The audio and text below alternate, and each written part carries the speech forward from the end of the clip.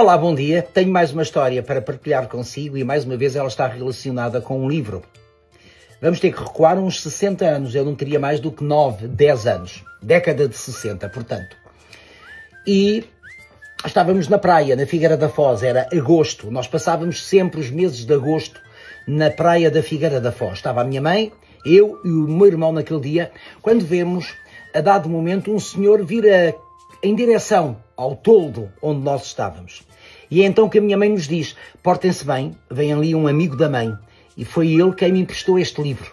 E realmente a minha mãe andava a ler um livro, lembro-me perfeitamente, com uma capa dura, sobrecapa azul, com umas figuras impressas. E também me recordo do nome do livro, do título do livro, porque havia aqui uma palavra que eu desconhecia por completo e levaria ainda alguns anos para saber o seu significado. Nem só de caviar vive o homem, assim se chamava o livro.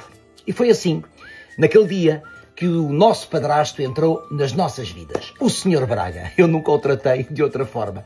Nem por padrinho, nem por tio. Ele foi sempre o Sr. Braga. Eu confesso que não tive assim uma relação de grande afeto, de grande estima com este senhor. Até porque eu saí de casa cedo. Eu saí de casa aos 17 anos.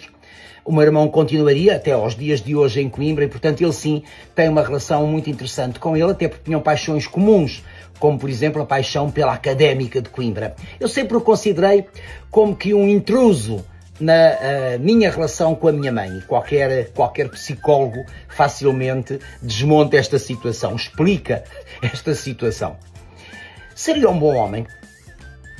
Mais tarde a relação acaba. Eu penso que ele tenha vivido com a minha mãe entre 11 e 14 anos e ele acaba por casar depois com uma senhora de Almalaguês, julgo que professora. Penso mesmo que ele era natural de Almalaguês. Curiosamente, ele é irmão de um grande escritor português, Mário Braga. Bom, passaram muitos anos. 20, 30 anos. Eu aos sábados, por vezes, ia à Feira da Ladra. Não só porque gosto do ambiente da Feira da Ladra, mas porque existia, não sei se continua a existir, ali na Feira da Ladra, o Mercado de Santa Clara, que aos sábados servia um belíssimo cozido.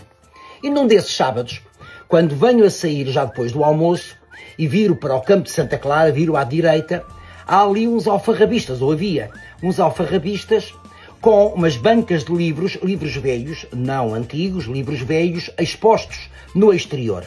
E naquele sábado eu passeei o meu olhar pela banca dos livros e não é que dou de caras com uma capa que me era familiar.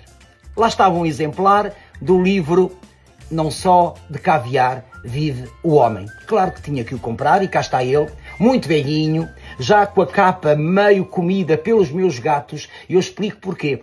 Porque este livro está na cozinha. Este livro não li, confesso que não li, porque a temática não me interessa muito. É um livro de espionagem. Este era um tema muito popular na década de 60, porque havíamos saído de uma Segunda Guerra Mundial não há muito tempo, há uns 15, 20 anos, e por isso o tema da espionagem era um tema muito apetecível. É um livro que realmente foi editado na década de 60, um êxito internacional, vendeu na altura mais de 30 milhões de exemplares. Porquê que ele está na cozinha? Ele está na cozinha porque ele tem receitas de culinária. A personagem protagonista também sabe cozinhar e por isso o livro todo ele é polvilhado com receitas interessantes de cozinha. Algumas delas eu já terei feito, ainda que as recriando. E por isso o livro ficou ali um bocadinho à mercê dos meus gatos que devoraram a sobrecapa, ou parte da sobrecapa.